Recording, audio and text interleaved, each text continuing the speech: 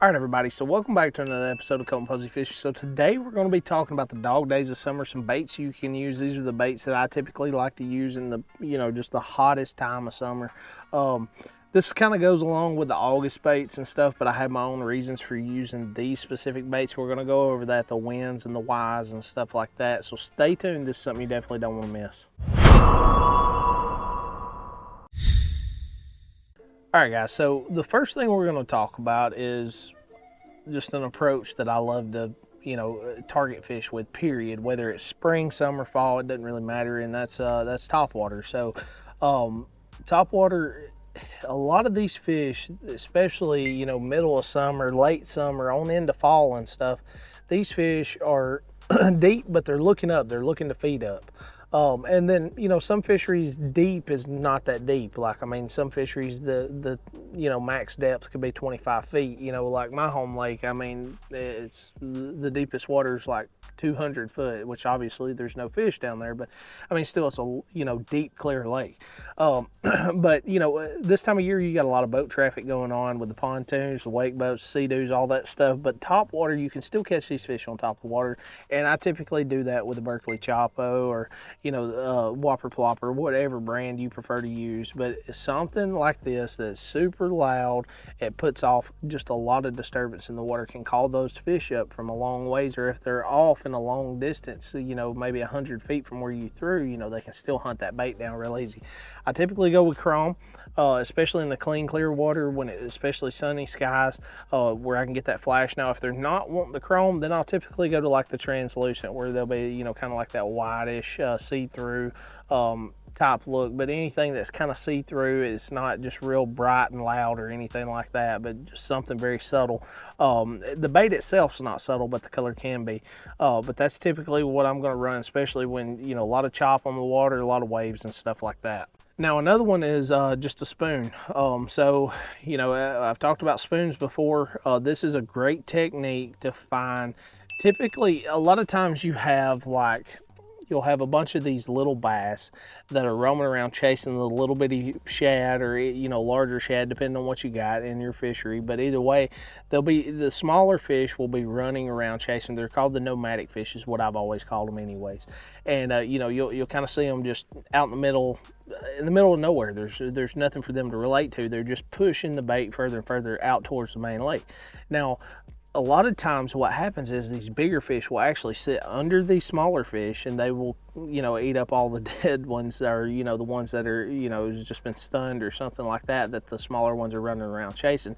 A flutter spoon, does a really good job of getting down there and targeting those bigger fish. So that's typically the situation that I'm going to use the flutter spoon, especially in the middle of summer. Now, I'm using this bait very aggressive.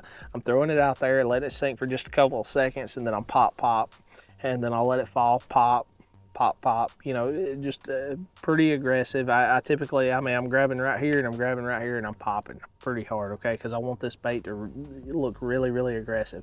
And a lot of times it just triggers those bigger fish to bite. You'll see them, especially if you're running live sonar, you'll definitely see those fish come up and run after this bait. The flutter spoon is a great one. Now, another great one that I like to throw, this is a football head jig. And this is a football head jig made by G Money. This is called Margaritaville. It's brown with some June bug in it. I keep my jig selection simple. Throw a brown one and I throw a black one. That's about it. If they're not biting one, I swap to the other. If they're not biting that one, then I'll swap back to the other one. But either way, keep my baits super simple. I typically go with either a 3/8 or a half ounce. Half ounce if they're wanting that more aggressive fall. 3/8 ounce if they're not necessarily wanting something so aggressive, but they do want that kind of quick taper. And I'm popping this. So I'm popping the jig up off bottom, and then sometimes I'll also drag it. So I'll actually put my rod down at about 4 o'clock, and I will just pull it slightly towards me real slow. And I especially like doing that technique when there's a lot of rocks or something on the bottom, just to keep that bait just kind of ticking and moving over that stuff. This is a great way to mimic crawfish. There's tons of different ways you can work a jig, and it just gets big bites. I've made more money off jigs than I have anything else, and it's no different. I buy whatever jig you prefer to use, but I've always used G Money, and I love G Money. They're great people, great hand-tied jigs, living rubber skirt, wire tied. I mean, Can't go wrong with them. I've had these for years. But most of them's got a 90-degree line tie. This is a little bit more of a heavy covered jig, so it's got the regular horizontal line tie, but still a great option to use on those long tapering points, riprap, any kind of stuff, clay banks, it doesn't matter. Anywhere there may be crawfish, that jig right there will catch fish. Now, another finesse bait that I like to use, I say finesse, another finesse, this is the first one I talked about, but either way, this finesse bait right here, and as you can see, it's all kind of chewed up. But I'm taking a darter head, and this is the 5/16 ounce, I think. A small darter head, and then I'm putting a Zoom Tiny Fluke on it. This is watermelon seed. I typically go with the natural color, so the watermelon seed and the green pumpkin seem to be perfect because these fish are getting used to seeing the whites and the shad colors and stuff like that. So this, I can throw it up in when they come up and bust, especially if they won't hit my top water, and I just tight line it, and man, they will smoke it. They will tear this thing to pieces. It's a lot of fun. Now, it comes 20 in a pack, and you're gonna go through them. So, you know, the Z-Man's got some decent ones. They're just a little bit bigger, but I typically go with this super tiny fluke to help, you know, kind of encourage those fish to bite that are used to seeing the bigger, larger baits, those 4, 5, 6 inch baits, even the 3 inch baits. So this is actually, I think this one is 3 inches, but it's just a very small profile. It's not something they see a whole lot. The dart head gives it, you know, that wobble falling action. Then you can also, like today, what I did, I'd throw it out there and they would follow it on the tight line. They wouldn't bite it. So what I'd do is I'd crank it real fast and then I'd stop.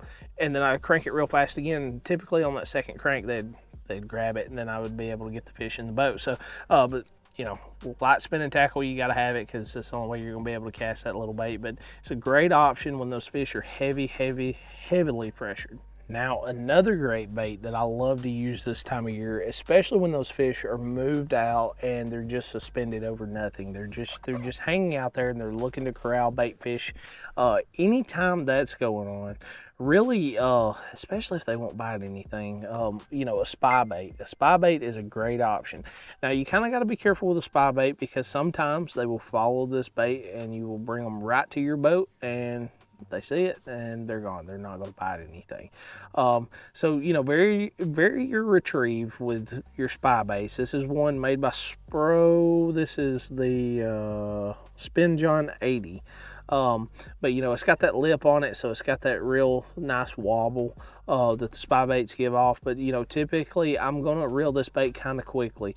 Now you can also crawl it through there, but you know, if I'm fishing a very aggressive smallmouth or spotted bass fishery, I'm typically gonna be throwing this with a little bit quicker retrieve. And I'm not talking about burning it, but you know, I'm gonna be a pretty strong cadence. Now, if they're just super lethargic and they're not wanting to bite, I will typically slow way down. If they're following it, then I speed up. Okay, so you know, just vary your retrieves, but a spy bait is a great option for when those fish are just moved out and they're suspended and it just seems like you can't get them to come up. They won't go down. They're right in the middle. You just haven't found any fish anywhere else. You're dead stuck on fishing that spot and you're going to catch those fish. A spy bait is a great option. Buy whatever brand you can afford, whatever you know you feel comfortable with. But the Spro, not sponsored by them or anything, but that's the spy bait that I typically run, and I've had a lot of good success with it. So either way, guys, I hope the video helped you. If it did, make sure to like, subscribe for more content. I got you covered when it comes to anything bass fishing. Also, if you have any questions, make sure to drop a comment down below, and I'll see you next time.